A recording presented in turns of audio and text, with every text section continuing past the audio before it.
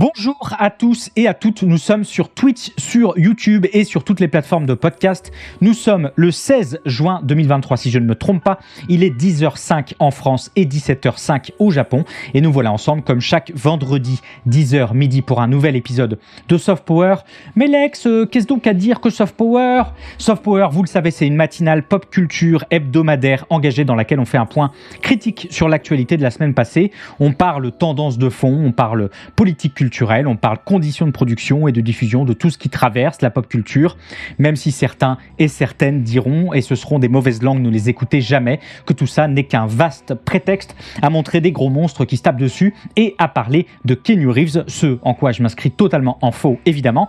Et si on parle de toutes ces choses chaque semaine, c'est en se laissant porter et transporter par de la musique d'animé que vous pouvez entendre en fond et dont vous pouvez découvrir les titres sur l'overlay de l'émission afin de découvrir ou de redécouvrir des noms de compositeurs et de compositrices souvent inconnus du grand public. Cette semaine, programme assez chargé, il faut le dire, pour cette émission, puisqu'on va faire le tour du monde pour cette 18e de Soft Power, 18 déjà. On va partir en Pologne pour découvrir la première extension du jeu Cyberpunk 2077, baptisé Phantom Liberty, l'occasion de se demander si faire du Cyberpunk en 2023, ça a encore du sens. On va passer par la Corée du Sud pour s'intéresser à l'application Weverse qui à elle seule pourrait changer durablement notre rapport à la musique populaire et aux artistes dans les prochaines années. On va longer les côtes et prendre un bateau direction le Japon pour célébrer les 50 ans du manga culte Blackjack d'Osamu Tezuka. Et il y a un petit twist, vous verrez. On va continuer notre petit bonhomme de chemin pour mettre les pieds aux États-Unis, un peu comme chaque semaine, où l'on va rester quelques temps pour parler des protestations qui ont atteint la plateforme Reddit cette semaine, mais aussi pour parler des méthodes un peu douteuses de l'armée américaine qui, depuis quelques années, prend d'assaut les réseaux sociaux pour mener à bien ses campagnes de recrutement. Le troisième réseau social va vous étonner ou vous désespérer, ça c'est au choix. Et pour peaufiner le tout, on va parler du documentaire de Disney+, qui sort aujourd'hui sur Stan Lee, le roi du comics américain, ou peut-être finalement pas tant que ça, mais je vous vois déjà trépigner, dans le chat en attendant l'habituelle bande-annonce de la semaine qui lance l'émission, parce que vous savez déjà comment ça se passe ici, et parce qu'on ne rompt pas si facilement que ça avec une habitude qui gagne, des centaines de sabres, des milliers de cavaliers, des gros éléphants, des bébés tout bleus et des monstres tout verts, ça vous dit ? Bah vous pouviez pas tomber au meilleur endroit. 今日天谴一向频出，天下浩劫将至。我奉师父元始天尊之命，特持此宝下山，寻找天下共主。什么宝？我所献之宝，名叫封神榜。小子殷寿从无称王之心。 只是国不可一日无主。现在大笑！此榜一开，可救众生免灾难。臣妾愿以死明志，还大王迷途知返。我愿意替父认罪，听凭大王处置。 为了正当江山，我何惜此心？他不是人，就不要！天下共主，开榜封神。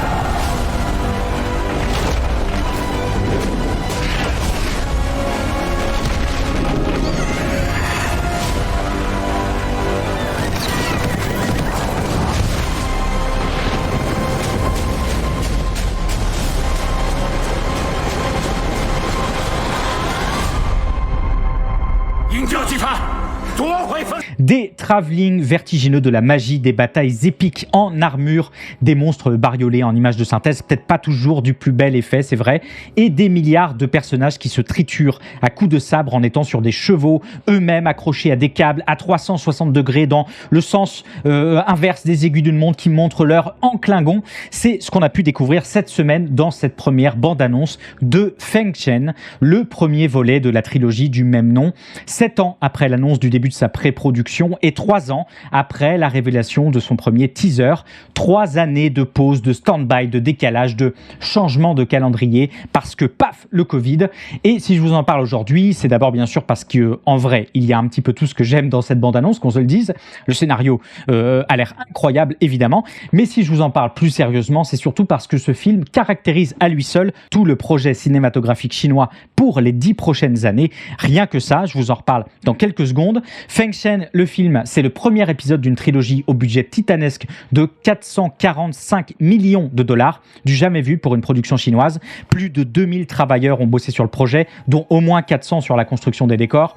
Des tonnes de moyens techniques, technologiques, de studios, d'entreprises, d'effets spéciaux ont été développés pour l'occasion, à commencer par la construction à zéro d'un écosystème entier pour l'entraînement de chevaux à destination du cinéma, ce qui n'existait tout simplement pas en Chine jusqu'à maintenant, mais aussi un entraînement de 6 mois pour les acteurs dans des conditions de travail qu'on imagine évidemment absolument parfaites, ça bien sûr, puisqu'ils ont dû s'entraîner à raison de 12 heures par jour, 6 jours par semaine, pour être à la hauteur des scènes d'équitation, d'arts martiaux, de tir à l'arc, mais aussi des instruments chinois dont ils et elles vont devoir jouer pendant le film. Le tout s'étant étalé sur un tournage de plusieurs mois pour pouvoir mettre en boîte la trilogie entière, un petit peu à la Seigneur des Anneaux que je ne cite pas par hasard, puisque précisément le film de Peter Jackson est régulièrement cité par l'équipe de production comme le maître étalon de ce Feng Chen. Mais ça va même plus loin, puisque Barry Osborne, le producteur du Seigneur des Anneaux, a été recruté en tant que consultant en production sur le film, aux côtés de Grant Hill, un des producteurs d'un film qui s'appelle The Matrix, un petit film indé avec Keanu Reeves dont il faudrait bien que je vous parle un petit peu, un de ces quatre.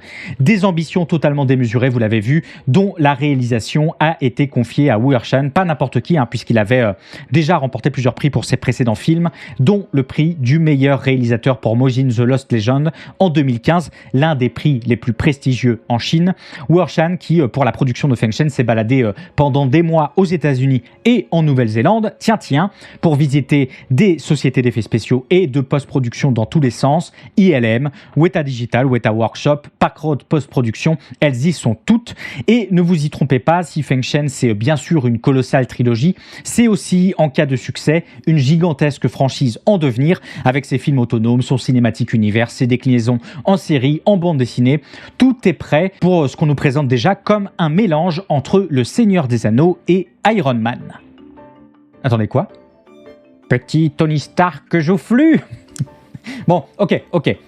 Le film se veut être une adaptation du récit historico-folklorico-mythologique tiré du célèbre roman chinois L'Investiture des dieux, un roman de la dynastie Ming qui relate l'histoire de la chute du dernier souverain de la dynastie Shang, le roi Zhou, devenu un tyran oppresseur après avoir été ensorcelé par un esprit renard. Une bataille épique va alors faire rage pour le vaincre, impliquant des dieux, des démons et tout un tas d'êtres surnaturels. Une œuvre majeure qui a influencé tout un pan de la pop culture chinoise, mais aussi la culture et la pop culture dans d'autres pays asiatiques, puisque l'œuvre a déjà été adaptée et réadaptée à de nombreuses reprises, vous l'imaginez bien. Et pour les plus japanophones de ce chat, vous vous souviendrez peut-être de l'adaptation en jeu vidéo Mystic Heroes ou du manga Hoshin, l'Investiteur des dieux, qui a été sorti il y a quelques années.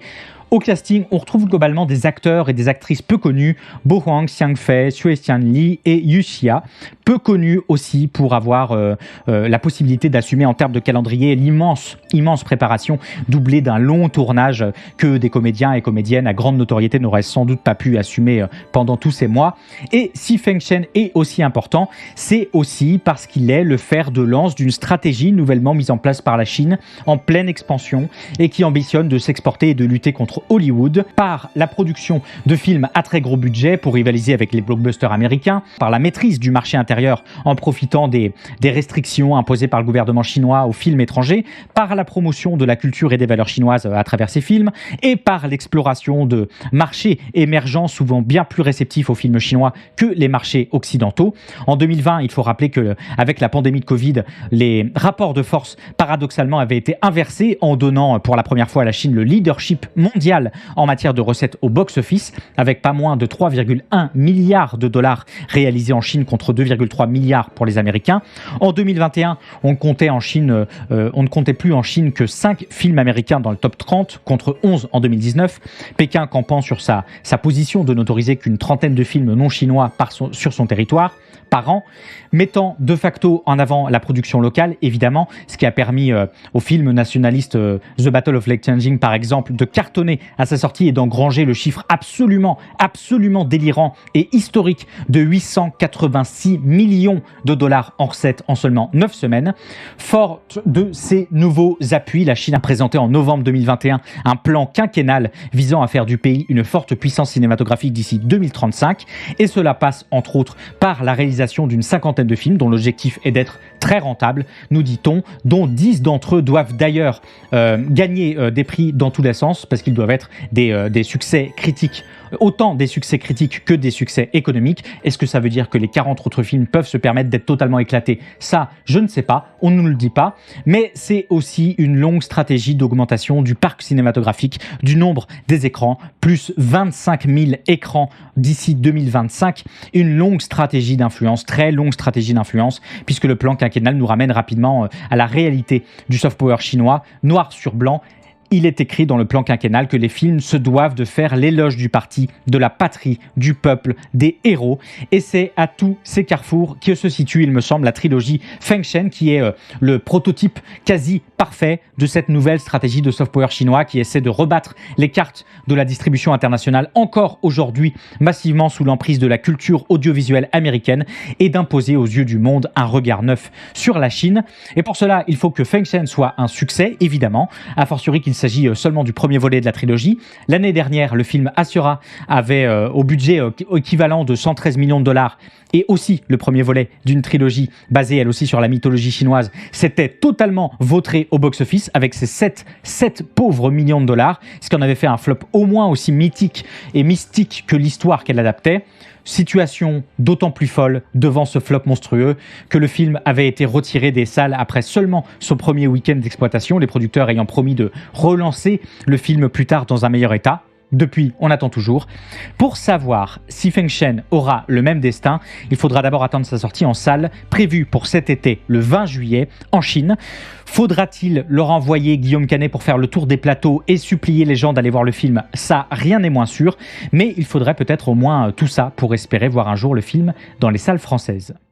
Communities on the popular social networking forum Reddit have gone dark as moderators protest the company's decision to charge some third-party apps for the use of Reddit data. The move is controversial, with many of the apps having to shut down as a result. But the CEO of Reddit doesn't appear to be backing down anytime soon. Est-ce que vous connaissez Reddit ? Alors vous me direz, mais Lex, tout le monde connaît Reddit, c'est ce réseau de communautés divisées en sous-sections appelées subreddit qui permettent à leurs membres d'explorer ensemble un centre d'intérêt spécifique, et vous aurez parfaitement résumé, bravo à vous. Mais si vous le savez déjà, c'est sûrement parce qu'on est déjà des millions à se connecter chaque jour à la plateforme. Si vous voulez parler jeux vidéo généralistes, il y a évidemment un subreddit pour ça. Si vous voulez parler cinéma hongkongais des années 80, il y a évidemment un subreddit pour ça. Si vous voulez parler culture de plantes en climat tempéré, mais pas trop, et il y a probablement un subreddit aussi pour ça. Il en existe des dizaines de milliers couvrant tous les domaines possibles et imaginables. Encore que j'ai pas trouvé de subreddit sur Soft Power, alors j'ai peut-être mal regardé. En quelques années, la plateforme est devenue incontournable pour parler de pop culture sous tous ses aspects. Sauf que si ce lundi, vous étiez comme moi avec votre petit café à la main, vous vous connectez comme ça, comme chaque semaine, à la plateforme pour suivre vos fils préférés, eh bien vous aviez de grandes chances de tomber sur que dalle, rien, nada, que pouic, écran noir, blackout, fermeture des écoutilles. Le subreddit Funny avec ses 40 millions de membres, écran noir. Les subreddits gaming, les subreddits musique, Pix, Science avec leurs 30 millions de membres respectifs, même destinés. Au total, c'est plus de 7000 communautés qui ont été touchées. C'est peut-être pas tout à fait le bon terme, puisque si on plissait les yeux, on pouvait voir sur chacune de ces pages communautaires le message suivant. Cette communauté est désormais une communauté privée. Celle-ci est fermée jusqu'à nouvel ordre en protestation au changement de politique quant à l'API de Reddit. Alors, qu'est-ce que c'est que ce pastis ? L'API de Reddit, c'est, vous le savez, une interface de programmation qui permet aux applications tierces d'accéder aux données de Reddit et de créer des fonctionnalités qui fonctionnent avec la plateforme. Historiquement, cette API était disponible gratuitement pour les développeurs depuis 2008, avec peu de restrictions quant à l'utilisation des données. Et vous comprenez bien que sur une plateforme aussi structurellement communautaire que Reddit, c'est toute une partie substantielle de l'écosystème du site qui passe par ces applications tierces. Mais ça, c'était avant, puisqu'en avril dernier, Reddit avait annoncé la couleur d'un changement de braquet. Les applications tierces devront désormais passer à la caisse et le nombre de renvois à l'API sera désormais limité, même si ne seront pas concernées certaines applications, nous dit-on, notamment en rapport avec la recherche universitaire. J'ai déjà entendu ça chez Twitter il y a quelques mois. Ça n'a pas trop marché. Sur un subreddit dédié, Christian Senning, le développeur d'Apollo, une des plus célèbres applications tierces qui utilise l'API de Reddit pour permettre aux utilisateurs de naviguer sur le site, explique que les changements d'API annoncés par Reddit vont lui coûter très cher, environ 20 millions de dollars par an pour être plus précis. Il compare ainsi le prix de l'API de Reddit à celui d'Imgur, un site similaire qui lui coûte seulement 166 dollars pour le même nombre d'appels API, calculant ainsi que le prix de l'API de Reddit est 20 fois plus élevé que le revenu moyen que chaque utilisateur génère pour Reddit. Comme c'est étrange. Résultat, Apollo, comme beaucoup d'autres applications similaires, va juste mettre la clé sous la porte. L'application est contrainte de simplement disparaître dans le courant du mois. Reddit a bien sûr justifié sa décision en affirmant qu'elle devait être une entreprise autosuffisante et qu'elle ne pouvait plus subventionner des entités commerciales qui nécessitent une utilisation intensive des données. Blablabla. Officiellement, c'est pour enrayer l'utilisation de l'API Reddit par certaines applications qui s'en servent pour former des intelligences artificielles, ce qui doit probablement avoir lieu, on l'imagine bien, et je dis ça sans ironie, mais en filigrane, on comprend bien qu'à seulement quelques mois de son entrée en bourse, Reddit cherche à augmenter ses revenus et à attirer les investisseurs en montrant que la plateforme peut monétiser ses données et son contenu de manière plus stable qu'avec de la publicité, en forçant notamment la main aux utilisateurs pour l'utilisation de l'application officielle. Pour protester contre les changements d'API de Reddit et l'effet qu'ils ont sur les applications tierces, dont beaucoup permettaient aux utilisateurs de s'organiser en marge des conditions de la plateforme, tout en offrant d'importantes options d'accessibilité pour des personnes, par exemple, souffrant de handicap, des milliers de subreddits ont annoncé un blackout, une panne de 48 heures. La manifestation appelée Red Dark a englobé plus de 7000 subreddits, dont la plupart se sont définis comme privés. Impossible désormais de les visiter, d'y publier ou d'y commenter sans que les administrateurs les rendent à nouveau publics. Au total, ce Red Dark, c'est plus de 2,5 milliards d'utilisateurs virtuels concernés sur Reddit, même si bien sûr un nombre important d'entre eux se recoupent, vous l'imaginez bien. Un Red Dark qui a carrément entraîné une panne du site en causant d'importants problèmes de stabilité. Sauf que, ça continue. Si de nombreux subreddits se sont éteints pendant 48 heures, de lundi à mercredi, bon nombre d'autres ont choisi de continuer à rester privés indéfiniment jusqu'à ce que les choses changent chez Reddit. Mais c'est pour l'instant pas du tout à l'ordre du jour. Si on en croit l'émission le Ask Me Anything tenue par Steve Hoffman, le PDG de Reddit, vendredi dernier, une tendance de fond qui rappelle que récemment les plateformes communautaires et autres réseaux sociaux cherchent massivement des moyens de monétiser leurs données et leurs services après des années de gratuité ou de quasi-gratuité. On peut se rappeler, on en avait déjà parlé ici, le projet Meta Verified qui permet notamment à Meta de mettre en avant le contenu de celles et ceux qui paient en envoyant en fait les autres dans les limbes, de Snapchat+, aussi de Twitter avec son Twitter Blue, mais surtout de Twitter, toujours avec sa saga du début de l'année sur la fin de l'accès gratuit à son API. Tiens, mystérieusement, ça se recoupe avec le passage du niveau de base à un niveau de 100 à 100 dollars par mois. Super. Nos utilisations de ces plateformes étant désormais devenues des habitudes tenaces, mais surtout des composantes centrales de nos comportements sociaux, on se retrouve dans un étau où passer à la caisse d'une façon ou d'une autre est très difficilement contournable. Et même si vous ne payez pas en monnaie sonnante et trébuchante, vous paierez de votre visibilité. Une sorte de bait and switch qui ne dit pas tout à fait son nom. Vous savez, cette pratique commerciale trompeuse qui consiste à attirer les clients avec une offre alléchante avant de la modifier ou de la remplacer par une offre moins avantageuse ou plus coûteuse. On connaît le processus notamment avec les plateformes de streaming type Netflix. Nous voilà désormais avec ce type de tendance sur Reddit.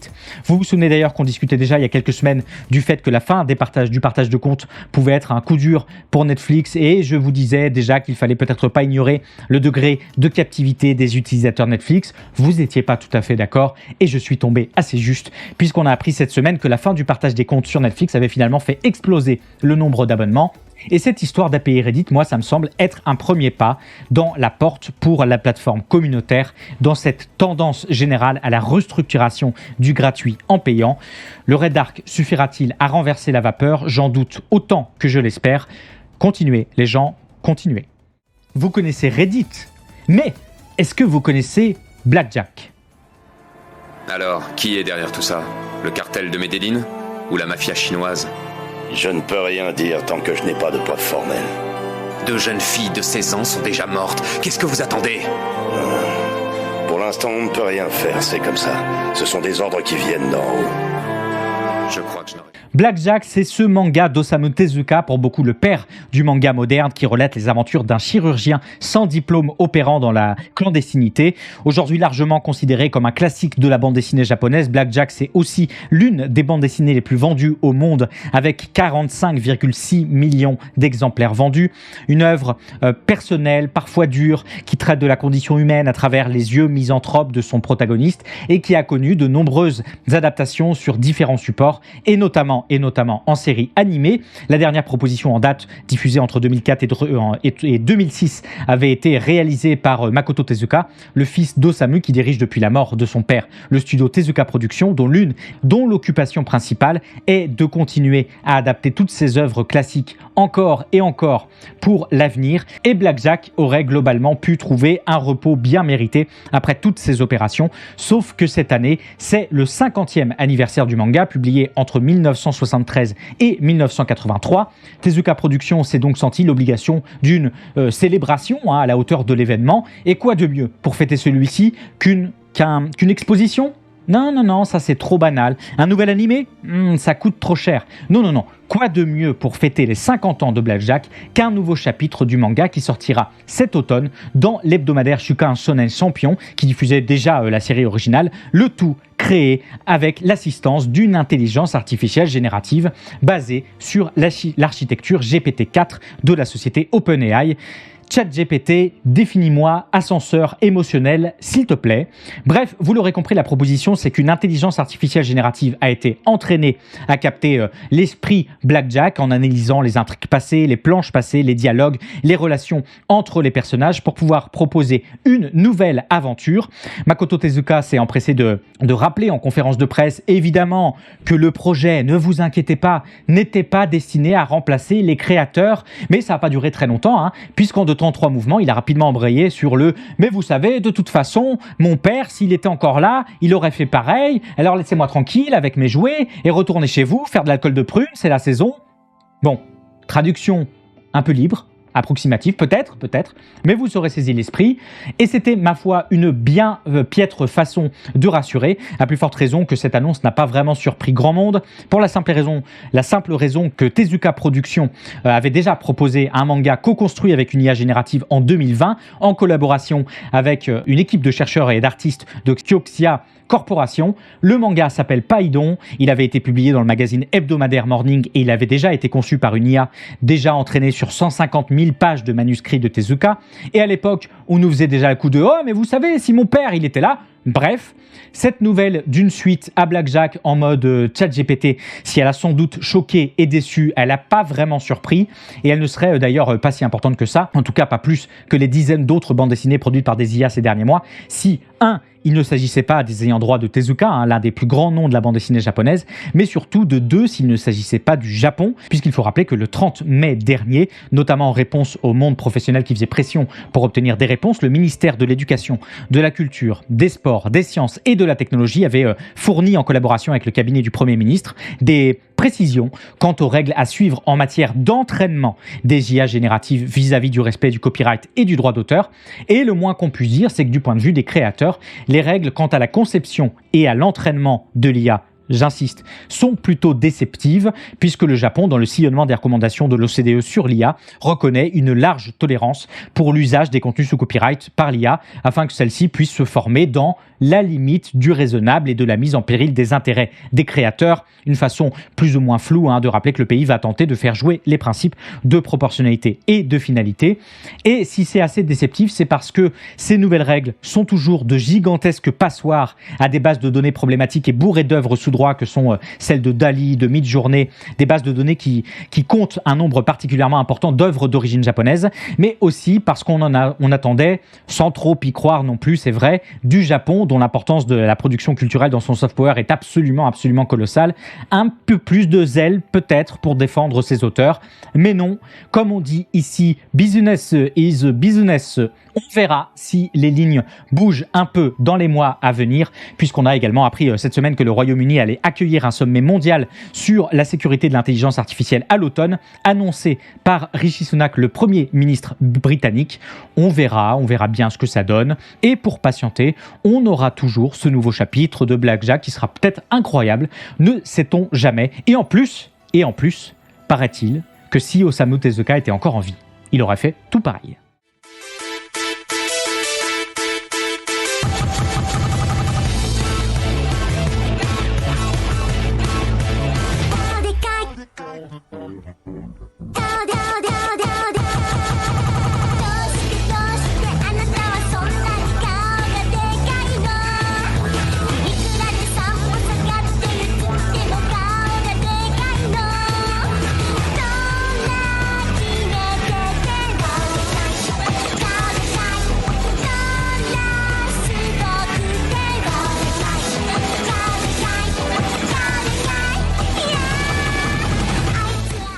Les gens, ça faisait quelques semaines que j'avais très envie de vous parler de 4chan, ce gigantesque forum anglophone célèbre où les utilisateurs peuvent poster et commenter des images sur différents sujets. Et si 4chan est aussi connu dans le monde entier, c'est peut-être pour être le lieu de naissance mythique de nombreux mèmes internet comme les lolcats ou le rickrolling, mais surtout ces dernières années pour être le terrier de mouvements controversés flirtant au minimum avec l'alt-right américaine. Et j'avais un peu manqué le coche de vous en parler en mars, puisqu'on avait eu à l'époque un peu plus de visibilité sur les financements opaques de 4chan, dont on se demande pour toujours lesquels ils sont à chaque fois qu'on s'étonne que la plateforme arrive encore à rester en ligne malgré la fuite en avant des annonceurs et les liens plus que douteux, avec plusieurs fusillades de masse, avec la constitution du mouvement QAnon, mais aussi avec l'insurrection du 6 janvier 2022 au Capitole. Alors, je vous en parle un petit peu maintenant, avant d'évoquer une autre petite actualité annexe autour de la plateforme. En ce qui concerne le financement, en mars, on apprenait que 4chan avait été en réalité financé en partie par une importante société japonaise de jouets, la Good Smile Company, oui, qui avait investi 2,4 millions de dollars pour acquérir 30% des parts du site en 2015. C'est énorme. Révélation qui avait causé pas mal de remous du côté de la Good Smile Company, évidemment, et qui avait tout fait pour masquer son financement, vous pouvez l'imaginer, tout en produisant en parallèle des figurines sous licence pour de grandes marques comme Disney, ce qui pose un léger problème, un léger conflit d'intérêts, ça vous en conviendrez, qui s'est soldé par un retrait éclair de la Good Smile Company du board de 4chan. Et Révélation qui avait d'un autre côté surtout permis de commencer à mettre au clair la propriété et les financements de 4chan qui pendant très longtemps étaient passés dans les mailles du filet déjà bien carnis de Facebook, de Google, de Twitter et désormais donc de 4chan à une période et encore aujourd'hui où la plateforme est dans le collimateur des régulateurs. On peut penser à la loi sur les services numériques de l'Union européenne qui vise à infliger des amendes aux sites qui hébergent de l'antisémitisme, ce qui devrait frapper durablement 4chan, ou les pressions toujours récentes de la ville de New York pour pousser à une responsabilité civile des plateformes qui ne prennent pas de mesures raisonnables pour empêcher l'apparition de contenu criminel violent illégal chez elles, Ce qui, sur 4chan, compte tenu du fait qu'entre 2015 et 2019, les messages de haine sur la page politique du site ont augmenté de 40%, semble être largement la norme. Ça, on verra. On suivra ça dans Soft Power, vous inquiétez pas, évidemment. Et du côté de cette autre petite actualité dont je vous parlais, cette fois récente, le site Numérama précisait que le 6 juin dernier, on pouvait apercevoir sur 4chan le message d'une personne anonyme décrivant sa triste vie et ayant envisagé de mettre fin à ses jours jusqu'à ce qu'elle tombe heureusement sur un recruteur de l'armée américaine qui lui a littéralement sauvé la vie, décroché un travail en maintenance mécanique, offert une belle prime de 15 000 € à la signature. Ça a l'air vraiment super. Le tout avec un lien vers le site de recrutement de l'armée américaine en fin de message. Attendez, dommage, erreur de l'internaute américain. Oui, ça ressemble beaucoup à ce que vous pensez que c'est, même si l'anonymat de 4chan empêche évidemment d'en avoir la certitude. Une annonce de recrutement pour l'armée américaine, mais avec une moustache. Si le doute demeure permis, il faut dire que je serais absolument pas étonné que l'armée américaine recrute directement sur 4chan. D'abord parce que ça fait longtemps que celle-ci cherche des recrues potentiels sur les réseaux, allant jusqu'à gérer des salons de discussion Discord de 17 000 membres pour que les membres du service puissent parler de jeux de tir à la première personne, pour rencontrer des conseillers d'orientation afin de constituer, je cite, l'armée de demain, ou encore en investissant récemment TikTok où l'armée vante les mérites de la défense. Super. Comment ne pas parler non plus de l'investissement de l'armée américaine dans l'e-sport ces dernières années avec ses propres compétitions, ses propres récompenses, afin d'attirer et de faciliter toujours plus le recrutement. Et j'ai du mal à voir pourquoi 4chan y échapperait mystérieusement, a fortiori que le réseau est un terrain très favorable pour l'accointance idéologique au discours entre autres, patriotes et pro-armes de l'armée américaine. Vous comprendrez toutes les subtilités dues entre autres, et qu'il sert déjà à la diffusion de messages de recrutement des mercenaires russes de Wagner, par exemple. Et je serais d'autant moins étonné que l'armée américaine recrute sur 4chan qu'on apprenait il y a quelques semaines dans le magazine Time que l'armée justement rencontrait d'importants problèmes de recrutement en 2023. Il leur faudrait peut-être un SNU, allez savoir, du fait de la concurrence du marché du travail civil et de la baisse de l'intérêt des jeunes pour la carrière militaire. Et les nombreuses bourses d'études et autres formations professionnelles n'y changent désormais plus rien, ou en tout cas plus suffisamment. Quoi de mieux pour pallier ces carences et trouver des nouvelles recrues que d'investir les lieux en ligne où se trouvent les sociologies souvent marginalisées qui sont les plus susceptibles d'être touchées par la proposition, quitte à employer les moyens publicitaires les plus opaques et les plus dégueulasses pour atteindre la fin souhaitée. Pour le moment, la majorité des internautes de 4chan semblent prendre en tout cas ces posts à la rigolade, en les targuant de blagues ou en pointant du doigt l'évidence du caractère promotionnel du message, mais quid de celles et ceux qui ne s'expriment pas, en espérant qu'ils soient trop occupés à faire des mèmes pour ne pas voir la douille. American singers and performers dress up in unique and quirky outfits. Hollywood actors have worn outrageous costumes on the red carpet. Sometimes the outfits make it to the headlines. This story is about an outfit that has triggered a major controversy. So, what happened? Notre place n'est plus dans vos musées. C'est les mots qu'auraient pu prononcer la semaine dernière les autorités égyptiennes après avoir entrepris de retirer aux archéologues du musée archéologique national des Pays-Bas leur licence qui leur permettait de réaliser des fouilles en Égypte sur site, notamment à Saqqara près du Caire où se trouvent les pyramides les plus anciennes et où le musée néerlandais était impliqué dans les fouilles depuis 1975. En cause, une exposition, l'exposition Kemet, l'Égypte dans le hip-hop, dans le jazz, dans la soul et dans la funk, organisée par le musée archéologique national des Pays-Bas, qui devrait se poursuivre jusqu'au 3 septembre. Exposition que les autorités égyptiennes ont accusée d'être une source de falsification de l'histoire égyptienne en mettant en avant un point de vue afrocentré. Si vous n'êtes pas familier ou familière du terme afrocentré, l'afrocentrisme c'est une forme d'ethnocentrisme qui consiste à attribuer une place centrale aux cultures et aux valeurs subsahariennes aux dépens des autres cultures, ce qui implique notamment une réécriture engagée de l'histoire. Et c'est ce que reprochent les autorités égyptiennes à l'exposition Kemet, une exposition qui a vocation à explorer notamment comment l'Égypte et la Nubie ancienne ont inspiré des artistes issus de la diaspora africaine.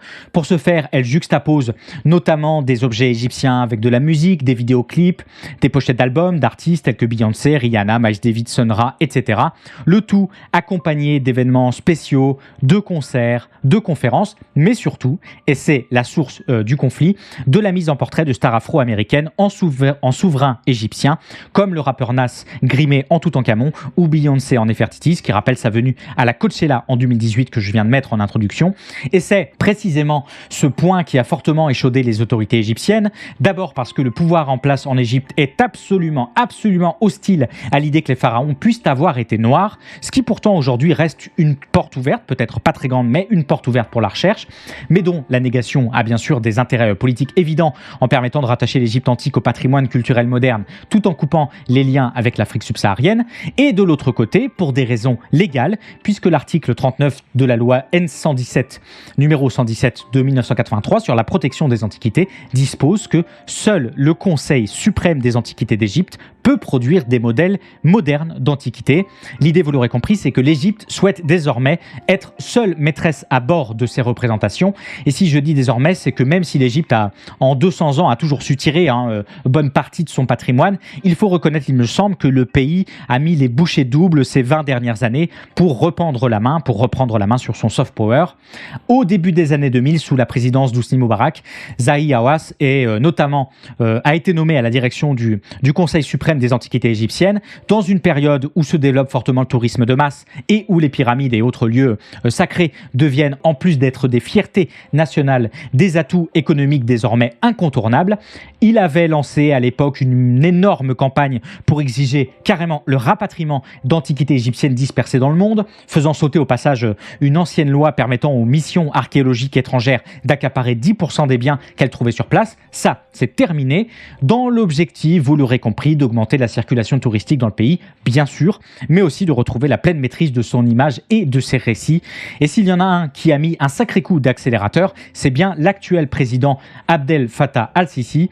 Al-Sisi, c'est ce militaire de carrière qui a occupé plusieurs postes importants au sein de l'armée égyptienne, mais surtout l'un des principaux acteurs du coup d'État militaire qui a renversé le président islamiste Mohamed Morsi en 2013, après des manifestations massives contre son régime. Il s'est présenté à l'élection présidentielle de 2014, qu'il a remporté avec 96% de voix, puis 97% en 2018, dans une élection où son seul opposant était l'un de ses partisans, qui en plus ne s'est déclaré qu'à la dernière minute, 2 élections dont personne ne peut douter évidemment de la légitimité, à part le monde entier qui le fait déjà très bien.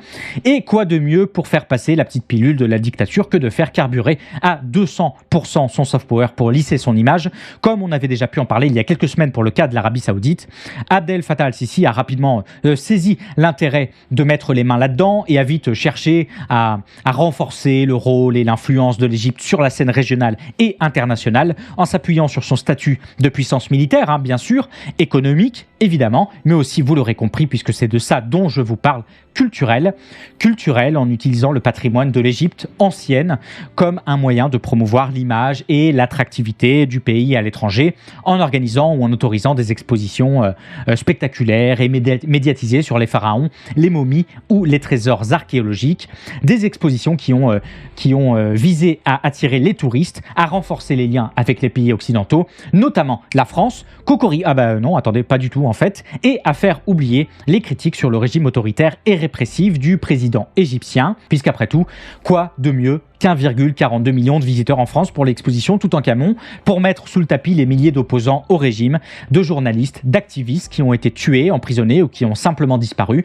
pour oublier que les médias égyptiens sont depuis majoritairement réduits au silence, pour remettre que les manifestations publiques sont interdites, pour effacer de nos mémoires que les libertés d'expression, d'association sont fortement restreintes depuis l'ascension au pouvoir d'Abdel Fattah al-Sisi. Mais le soft power, c'est pas qu'une affaire internationale, vous commencez à le savoir, il marche évidemment aussi très bien en interne, quand par exemple le président devient un héros de fiction pour Al-Ikhtiyar 3, un feuilleton conçu pour accompagner les soirées du Ramadan, dans lequel Al-Sisi est présenté comme un rempart contre le chaos et l'extrémisme.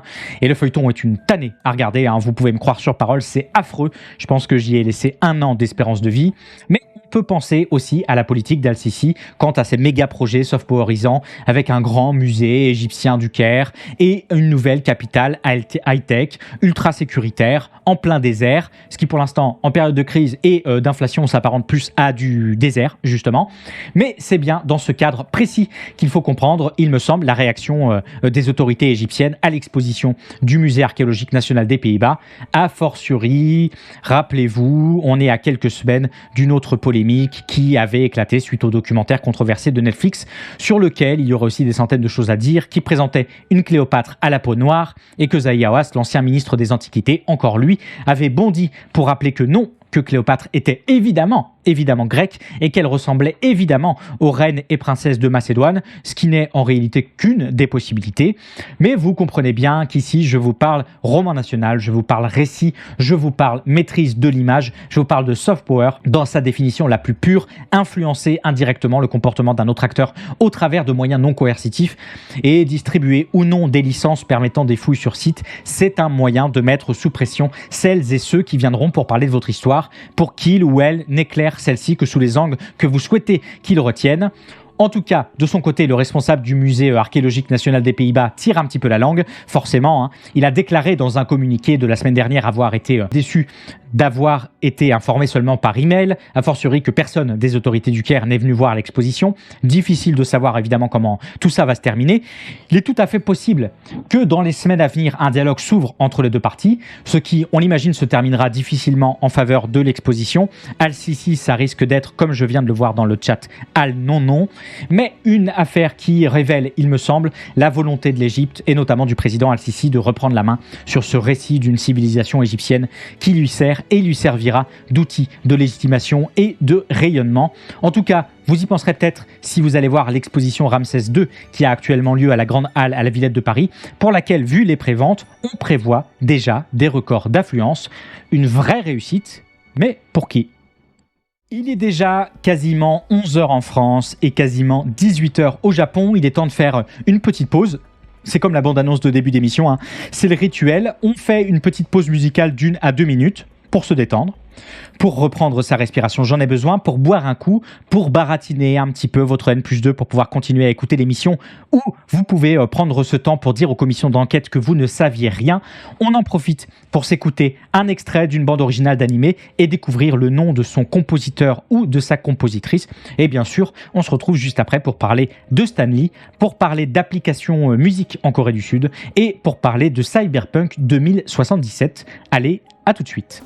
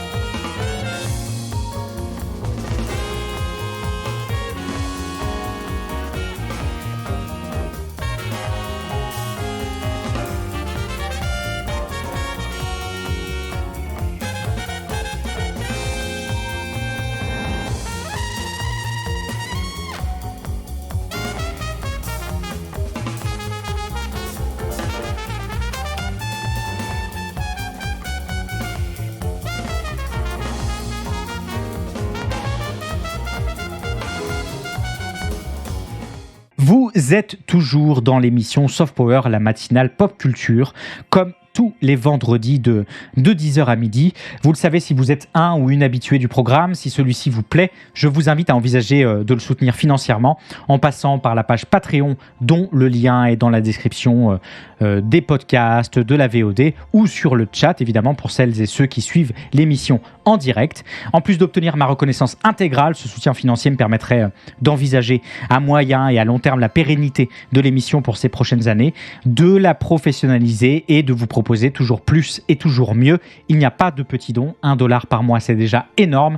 Alors si vous avez les moyens et l'envie, je vous en remercie infiniment. Et si la page Patreon vous effraie, vous pouvez aussi vous tourner vers un petit sub ou claquer votre Prime sur la chaîne Twitch. Ça aide aussi, même si le ratio est moins intéressant à la fois pour vous et pour moi. Pour celles et ceux qui viennent de débarquer en live et qui souhaiteraient rattraper les premières news, vous pouvez retrouver l'émission en format podcast sur Spotify, sur Apple Podcast, sur Google Podcast, sur Deezer, dans toutes les bonnes crèmeries. Et si l'émission vous plaît, n'hésitez pas évidemment à mettre des évaluations positives partout. Surtout sur Spotify, allez-y, c'est ce qui aide Softpower évidemment à avancer dans les recommandations, ça vous le savez. Vous pouvez également retrouver l'émission en VOD sur YouTube, sur la chaîne Lex Tutor VOD, et puis bien sûr venir faire coucou, discuter avec nous dans le chat, confirmer que Keanu Reeves est bien indiscutablement le meilleur, ou tout simplement vous pouvez venir assister tranquillement au reste de l'émission en direct, chaque vendredi sur Twitch de 10h à midi, tout en followant la chaîne pour ne rien manquer de la suite. On est à quelques dizaines de follow des 1000 abonnés, on n'est pas loin. Vous venez d'entendre Dare to Say, un extrait de la bande originale incroyable de Kekkai Sensei, l'adaptation animée du manga de Yasuhiro Naito, je pense que j'ai mal écrit son nom. Derrière toutes ces belles notes, l'immense travail de Taisei Iwasaki qui avait topé le prix de la meilleure musique de la Japan Academy Prize 2022 pour Ryuto Sakasu no Hime, et on l'entend en réalité assez rarement dans le monde de l'animation. Hisoneto Masota en 2018, Springa en 2022 et ce Kekkai Sensei en 2015 et en 2017 pour la suite. C'est tout. Ça prend pas trop le temps de faire le tour de sa discographie d'animé, donc c'est une super occasion de découvrir son travail. Taisei Iwasaki. Cette semaine a eu lieu le grand événement Summer Game Fest, ce successeur en ligne de l'E3, feu le plus grand salon du jeu vidéo, successeur dont certains diront plutôt à raison qu'il est aussi le fossoyeur, événement qui a rassemblé les acteurs majeurs de l'industrie du jeu vidéo, réunis afin de présenter leurs futures productions et leurs visions d'avenir. Et cette année, comme pas mal d'années avant elle, peu de surprises dans cet événement extrêmement codé, qui permet néanmoins de prendre le pouls de toute une industrie qui nous rappelle avec force, cette fois-ci, que le maître mot de ces articulations est consolidation de licences, puisqu'on a eu le droit à beaucoup de suites ou à des réexploitations de franchises préexistantes, mais aussi consolidation d'une industrie qui se limite de plus en plus à certains de ces éditeurs devenus énormes, à une période où plus aucun studio de développement ne semble à l'abri d'un rachat, même pour les plus gros d'entre eux, après que Microsoft a dégainé quasiment 70 milliards de dollars pour le rachat d'Activision Blizzard l'année dernière, rachat encore très très très loin d'être fait, vu le nombre de régulateurs vent debout contre celui-ci. Les amateurs de jeux vidéo auront tout de même eu le droit à la présentation d'une nouvelle bande-annonce pour Final Fantasy VII Remake Partie 2, Rebirth, comme on dit dans le milieu, d'une autre bande-annonce pour Spider-Man 2, d'une autre pour un nouveau Prince of Persia, pour un nouveau Sonic, pour un nouveau Mortal Kombat, pour un nouveau Forza, vous commencez un petit peu à sentir quel genre d'événement on a eu, etc. Et puis dans le tas, on a eu un nouveau Cyberpunk 2077, enfin, presque. On va trouver une solution. Johnny, je suis en train de mourir. Y a rien à faire.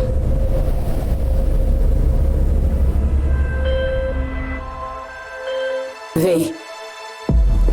Mon nom est Songbird. Je suis analyste pour les renseignements des NUSA. Je sais que t'as une bombe à retardement dans la tête. Et je peux te sauver la vie. Elle est où l'arnaque? J'ai besoin que tu te rendes dans Dogtown. Résidents de Dogtown, votre attention. L'avion Space Force One de la présidente s'est écrasé dans notre humble quartier. Cet homme a 1001 raisons de vouloir récupérer Myers comme otage. Nos agents dormants. Il est temps de les réveiller.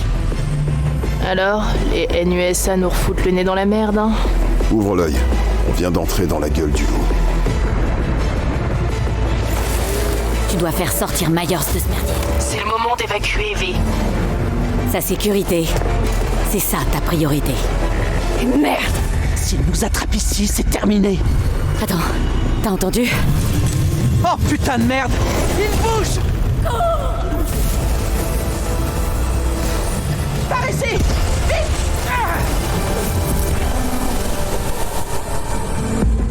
Je crois qu'il y a une balance. Tu sais.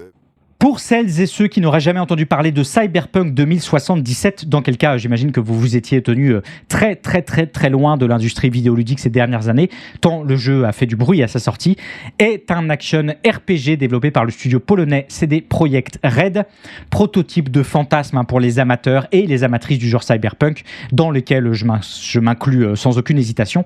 Le jeu promettait de vivre une aventure sans précédent dans la mégalopole poisseuse de Night City, sauf que l'histoire, vous la connaissez sans doute. En décembre 2020 sort enfin le jeu après des années et des années de teasing et de report dans tous les sens, créant une hype sans précédent.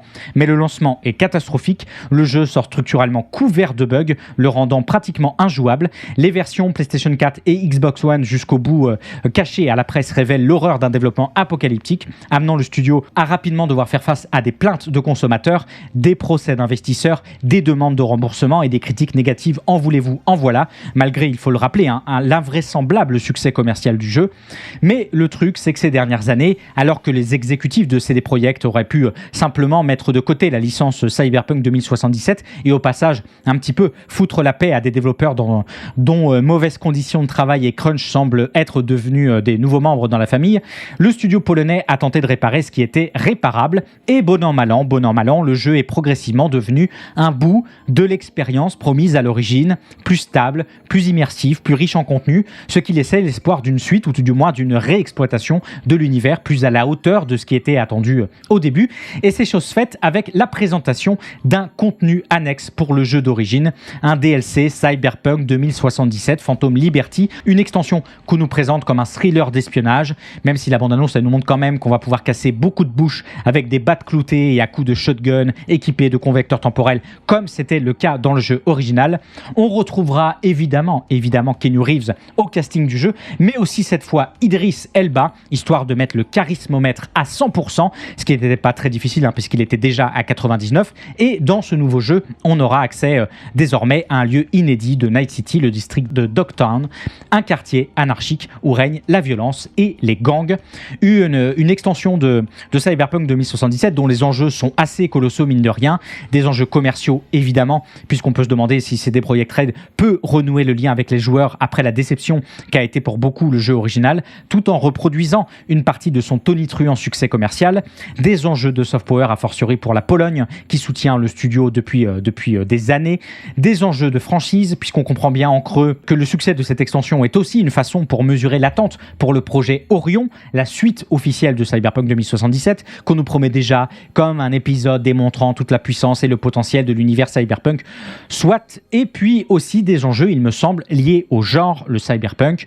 Le cyberpunk, vous savez, c'est ce courant littéraire et artistique né dans les années 80 de la conjonction entre plusieurs œuvres fondatrices, Akira, Tron, Blade Runner au cinéma, mais aussi les textes de William Gibson, de Philip K. Dick et dans une certaine mesure ceux de Bruce Bethke en littérature, sous l'égide du terme cyberpunk popularisé par Gardner Dozois dans un article du Washington Post, des œuvres qui mettaient en scène notamment des sociétés high-tech, dystopiques, dominées par la technologie, la corruption et la marginalisation, le tout sous couvert d'une vision pessimiste, critique et contestataire du progrès et du capitalisme dont elle questionnait dans toutes leurs pages et de toutes leurs pellicules les représentations et les représentants pour devenir en soi des outils politiques de lutte contre le pouvoir.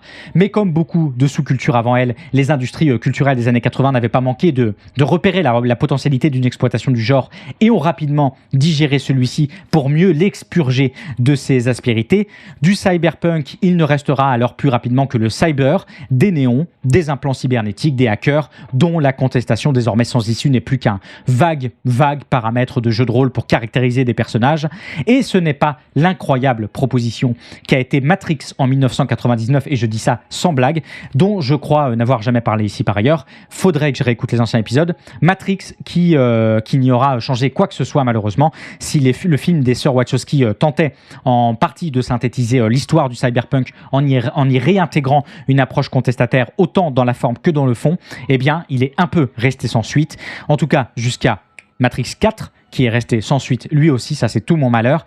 Et c'est dans ce cadre que se sont enchaînées ces dernières années tout un tas d'œuvres à l'esthétique cyberpunk décorative, une surcouche tout au plus exotique dont les histoires contées ne sont désormais plus que des excroissances d'un présent bien installé, cogip punk diront certains, un post-cyberpunk qui fait majoritairement passer de la transgression pour de la subversion, comme Blade Runner 2049, comme Altered Carbon et comme ce Cyberpunk 2077, un jeu qui sous ses airs de sale gosse irrévérencieux adopte dans sa structure même de production, de promotion, de diffusion, mais aussi dans ses mécaniques de jeu, tout un système que le jeu fait mine de pointer du doigt pour la beauté du geste. Est-ce que cette extension fera mieux que le jeu original du point de vue du genre ? Tout reste encore à prouver, mais j'y crois évidemment pas une seconde, et j'avais juste envie de vous parler un petit peu de Cyberpunk. Et si vous voulez vraiment trouver des héritiers encore vivants du genre, je vous conseille d'aller jeter un coup d'œil du côté d'autres marginalités, en commençant par exemple, pourquoi pas, par l'excellent roman Temawan de Michael Rock. Quant à savoir si je jouerais moi à Cyberpunk Phantom Liberty, voyons, Keanu Reeves. Les gens, vous avez déjà entendu parler de Weverse ? Sinon, vous allez adorer.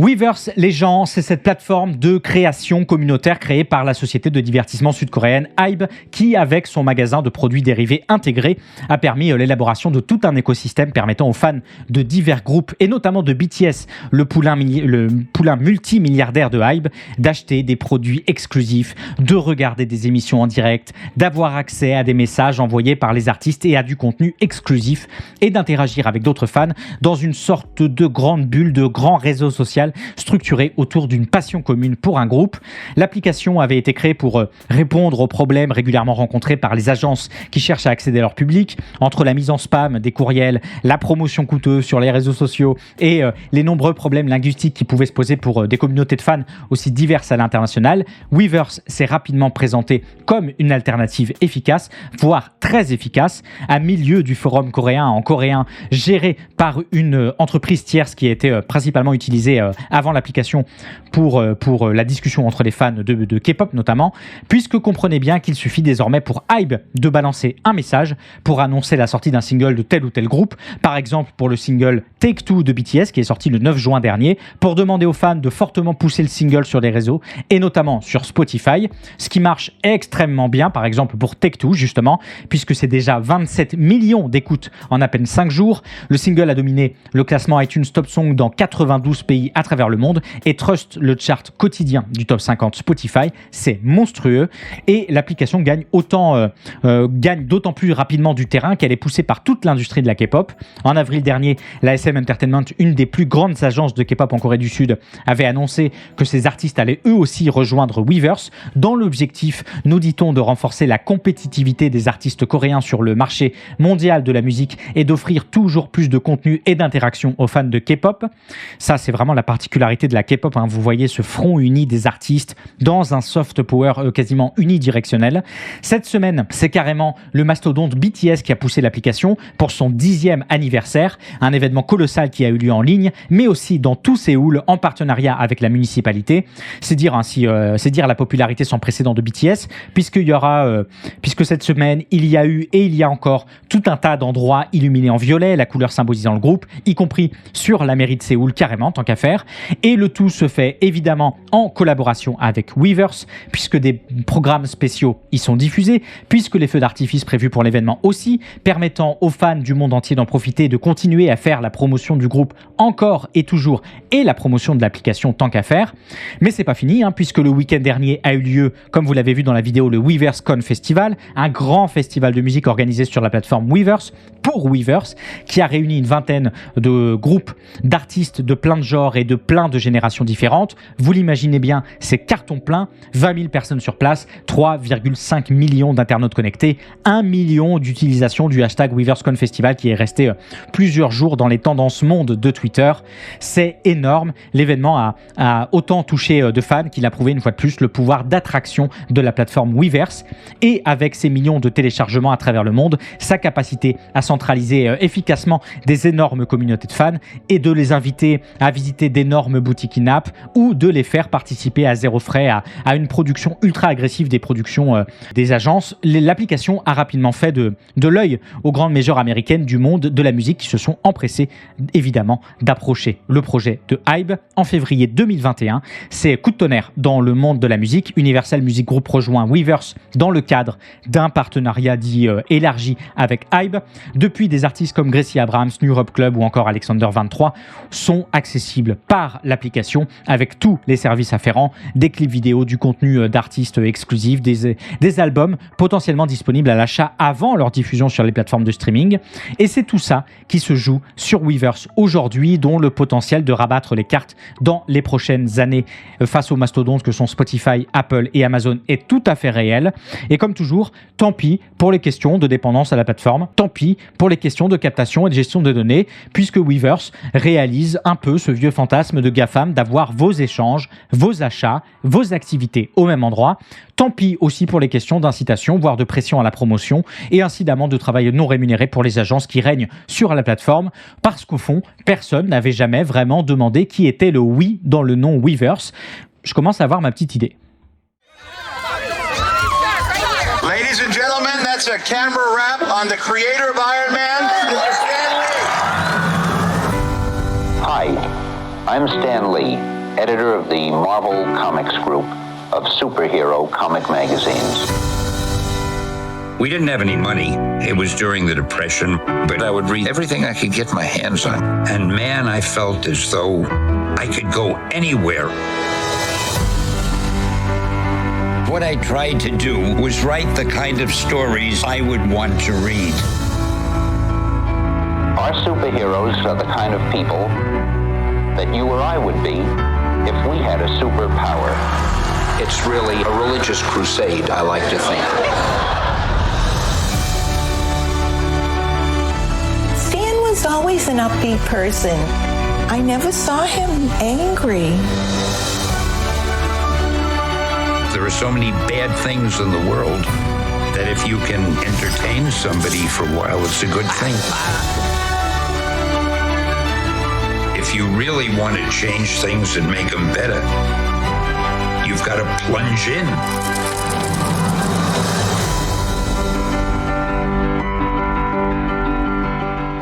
À grand pouvoir, grande visibilité, ça aurait pu être le sous-titre du documentaire disponible dès aujourd'hui sur le service Disney+, sobrement intitulé Stan Lee, un documentaire biographique qui revient en long, en large et beaucoup en travers sur la longue, très longue vie et carrière de celui qu'on surnommait Stan the Man, le roi du comics américain, le tout sur fond d'archives personnelles, d'interviews et d'enregistrements audio de Stan Lee qui nous raconte son histoire de son propre point de vue, mais surtout sur fond de gros violons, d'effets de halo partout et de catchphrases improbables entre les si tu veux vraiment changer les choses et les rendre meilleures, il faut te lancer et les j'ai jamais vu de mes yeux vu Stan Lee en colère.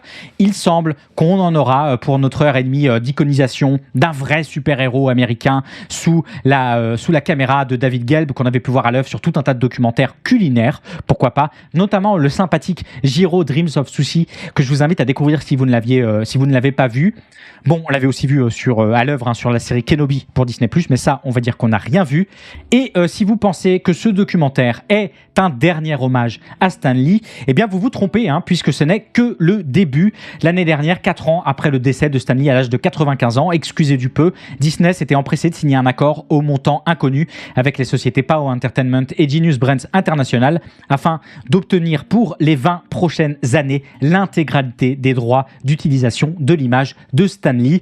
Objectif assumé, que Stan Lee fasse désormais partie de son œuvre à l'aide des technologies numériques, d'archives et d'autres moyens. Disney compte bien capitaliser sur la marque, mais aussi sur le corps numérique Stan Lee, potentiellement dans les futurs films Marvel ou dans les parcs d'attractions Disney évidemment, mais surtout en figurines, en jouets, en t-shirts, en mugs, en agenda, en chaussettes, en tout ce que vous voulez. L'accord permettant à Disney de disposer du nom, de la voix, de l'apparence, de la signature, des images, des vidéos et des enregistrements sonores le mettant en scène. C'est dans ce cadre qu'il faut voir que ce documentaire n'est que la première étape d'une nouvelle stratégie chez Disney pour Stan Lee, bien peu concerné par l'aspect macabre de la chose. Et c'est aussi dans ce cadre qu'il faut par voie de conséquence ne rien en attendre en dehors d'une angélisation et d'une suriconisation au forceps. Parce qu'il serait bon ton, je crois, de ne pas oublier que Stan Lee, c'est certes une vie exceptionnelle au service de la maison des idées Marvel pour celui qu'on retient comme la source de l'âge d'or du comics américain, un âge d'œuvre plus adulte, plus mature et surtout un énorme succès commercial pour celle-ci, avec l'invention de centaines et de centaines de personnages, dont les X-Men, dont Iron Man, dont Thor, dont Hulk, dont les 4 Fantastiques, dont Doctor Strange, j'en passe et des meilleurs, Spider-Man, mais que ça aussi, c'est un petit peu la légende. Pour commencer à mettre un doigt dans le grenage, il faut bien comprendre ce qu'a été à l'époque la méthode Marvel, un processus dans lequel Stan Lee aurait eu des réunions de discussion avec les artistes avec qui il travaillait, comme Steve Ditko ou Jack Kirby, et que c'est après ces réunions que les artistes étaient chargés d'étoffer le tout et de travailler sur l'intégralité du processus visuel, après quoi Stan Lee jetait encore un dernier coup d'œil et proposait quelques rectificatifs. En tout cas, ça, c'est la version de Stan Lee. Xavier Fournier, qui avait donné une conférence sur Stan Lee au Festival d'Angoulême en 2018, avait tempéré un petit peu en résumant la méthode comme ceci. Jack Kirby et Stan Lee se réunissent le vendredi, ils discutent pendant 3 heures des histoires à venir, un assistant prend des notes et la semaine suivante, c'est Kirby qui revient avec 20 planches. D'accord, une description qui va plutôt dans le sens de celle de Jack Kirby, qui soulignait que parfois Stan Lee se contentait simplement de lui donner quelques vagues indications au téléphone entre la poire et le fromage. Mais en l'état, la réalité, c'est qu'il est difficile de le savoir, et il est d'autant plus difficile de démêler le vrai du faux que, à l'époque, la protection des créations et la conservation des preuves de leur origine, c'était pas vraiment monnaie courante, et c'est un euphémisme, amenant tout ça à des situations pour le moins très curieuses. Jim Depley, auteur d'une biographie sur Jack Kirby, rappelle que les premières planches des 4 Fantastiques ont mystérieusement disparu, et que lorsque des querelles avaient éclaté sur la paternité des héros, un synopsis du numéro 8, tapé par Stan Lee, avait popé là comme mystérieusement ici là sur un coin de table, presque 8 ans après la publication des originaux. Sacré timing. Dick Ayers, un des artistes de l'âge d'or, avait notamment collaboré sur les 4 Fantastiques, sur l'incroyable Hulk et également sur Nick Fury. Il avait rappelé qu'un jour, alors qu'il demandait à Stan Lee la possibilité de signer le travail qu'on lui avait demandé en urgence pour une série, il se serait fait pourrir la tête par Stan the Man, qui lui aurait reproché son ego surdimensionné. Non, ne signe pas ton nom même si c'est toi qui as bossé dessus. L'hôpital, la charité, la poutre, tout ça dans l'œil en même temps. Alors comprenez-moi bien, il n'est pas du tout question pour moi de dire que Stan Lee n'aurait rien inventé. Ça, on n'en sait absolument rien et on n'en saura probablement jamais rien, tant les processus de création ont été gardés secrets et tant la conservation des originaux et des étapes intermédiaires de production relève davantage de la fiction que les super-héros des œuvres Marvel eux-mêmes. Mais il est important de respecter toute la complexité de cette situation, a fortiori qu'il me semble tout à fait possible de faire la part des choses entre le travail réel de Stan Lee, qui reste encore sérieusement à définir, et son impact culturel, qui lui est absolument indiscutable et qui peut tout à fait à lui seul justifier un documentaire. Une ligne de crête que Disney n'emprunte évidemment absolument pas. Pas d'aspérité pour la maison des idées, puisque Stan Lee n'est maintenant lui-même plus que ça, une idée, celle d'un génie, un roi du divertissement, d'un autre Walt Disney, autre figure par ailleurs dont les aspérités ne se retrouvent que dans quelques livres un peu conséquents et avec laquelle il y aurait à mon avis beaucoup de parallèles à faire. Mais en attendant, si c'est les belles histoires de super-héros qui vous intéressent, Stan Lee, le documentaire, c'est disponible dès aujourd'hui sur la plateforme Disney. Et n'oubliez pas, si vous voulez vraiment changer les choses et les rendre meilleures, il faut vous lancer. Ça fait réfléchir. Voilà, c'est terminé pour les news de cette semaine. J'aurais pu vous parler plus en détail du Summer Game Fest et de toutes les conférences jeux vidéo qui ont été diffusées pour l'occasion, histoire de faire un état de l'industrie en 2023. Mais ça, je pense qu'on le fera avec des invités spécialistes de la question, un de ces quatre. J'aurais pu vous parler aussi du procès perdu en appel des auteurs du générique de Code Lyoko qui avaient accusé les Black Eyed Peas de plagiat. Si vous connaissez pas cette affaire, je vous assure que la ressemblance, elle est virante. J'aurais pu vous parler d'une nouvelle chanson des Beatles qui sortira cette année avec la voix de John Lennon. Oui. Évidemment qu'il y aura de l'intelligence artificielle, mais ça, vous m'avez bien compris. J'aurais pu vous parler de la série Événement, mais plus que douteuse, The Idol sur HBO. J'aurais pu vous parler de la nouvelle bande-annonce de la saison 3 de la série The Witcher. Dernière saison pour Henry Cavill, pour différents créatifs. Ça, c'est selon lui. Pour sexisme et comportement toxique de sa part pour d'autres. J'aurais pu vous parler également du festival d'Annecy qui bat son plein en ce moment. Mais les news de cette semaine étant assez longues, je vous propose de passer directement aux recommandations de la semaine. Il y a toujours un Star Talent et donc voilà, les internautes, ils avaient le seum de se dire que ce super casting allait être remplacé par des stars et des influenceurs. Ce qui, d'après certains articles, était bel et bien en projet. Il était bien prévu que ce soit des influenceurs qui fassent les voix VF des personnages principaux. Du coup, il y a eu un espèce... Cette semaine, Mr. Fox de la chaîne du même nom, sur laquelle il parle régulièrement, notamment de cinéma et de doublage, s'est chauffé à nous proposer une vidéo de quasi 1 heure sur la problématique du Star Talent. Le Star Talent, c'est cette pratique décidément très populaire ces dernières années qui consiste à embaucher une célébrité, un chanteur, un sportif, un youtubeur, etc. pour faire la voix d'un personnage dans un film en lieu et place d'un comédien ou d'une comédienne de doublage professionnel. On comprend bien que le procédé est souvent utilisé pour attirer l'attention du public et faire la promotion du film, et ça ne poserait absolument aucun problème en soi si globalement le doublage n'était pas un savoir-faire. Problème, il l'est complètement, et comme tout savoir-faire, il requiert du temps, de l'expérience et de la pratique pour sa maîtrise, ce qui fait qu'on a souvent eu le droit au fil des films à des propositions à minima très discutables. Buzz l'éclair, c'est exactement à toi que je pense. Et pour traiter ce sujet, Mr. Fox va beaucoup plus loin dans son excellente vidéo en essayant de faire le tour du sujet. Il parle du cas Mario le film, une rareté désormais dans l'industrie puisque l'entièreté du casting vocal en français a été réalisée par des comédiens et des comédiennes de profession.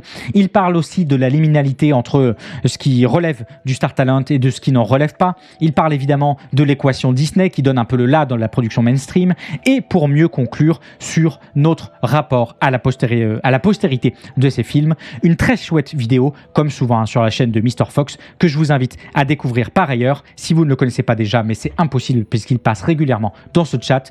Que faire des stars qui doublent? C'est chez Mr. Fox que ça se passe. l'E3 2023, vous arrivez à vous retrouver un petit peu dans ce qui est censé être le Summer Game Fest, le remplaçant de l'E3 qui est mort en 2023, ou pas du tout? Moi je pourrais dire oui parce que ça fait expert autour de cette table, ouais. Mais en fait non, pas du tout. Évidemment que non. Une grande brouette avec tout ce qui est en juin. Oui, c'est ça. Voilà. Donc pour les gens qui auraient... Une fois n'est pas coutume, c'est un projet Ulule dont je vais vous parler cette semaine pour vous parler de la constitution d'un nouveau média indépendant et gratuit autour du jeu vidéo, Origami. Origami, c'est le projet un peu fou de Gauthier Andrès, d'Héloïse Linossier, de Florian Velté, de Sylvain Tastet et de Kevin Sicurel, 5 briscards de la presse jeux vidéo qui se sont tous et toutes réunis pour dans les ténèbres se lier évidemment pour proposer ce nouveau média indépendant qui se déploiera sur tout un tas de programmes, mais sur tout un tas de supports aussi, en live sur Twitch, en vidéo sur YouTube, en podcast ou à l'écrit. Et si je vous en parle aujourd'hui, c'est qu'il me semble d'autant plus important de mettre ce projet en avant que la presse jeux vidéo continue sa longue chute libre entamée il y a quelques années. Changement de direction et de cap, restructuration de la profession autour de la gestion de flux, conditions de travail de plus en plus intenables. La presse va mal, je pense qu'on en reparlera ici sur la chaîne avec des invités. Et la potentialité d'un nouveau média éveillé à ces problématiques, c'est aussi la potentialité dans les prochaines années de proposer de nouvelles représentations dans la façon dont on parle et dont on vit médiatiquement du jeu vidéo. En tout cas, moi, je suis plein d'espoir là-dessus, et vu que le Ulule a déjà atteint les 180%, l'aventure promet d'être belle, très belle. Origami, c'est un nouveau média indépendant, c'est sur Ulule qu'il faut aller. L'étude réalisée sur plus de 1700 adolescents entre 12 et 17 ans est sans appel.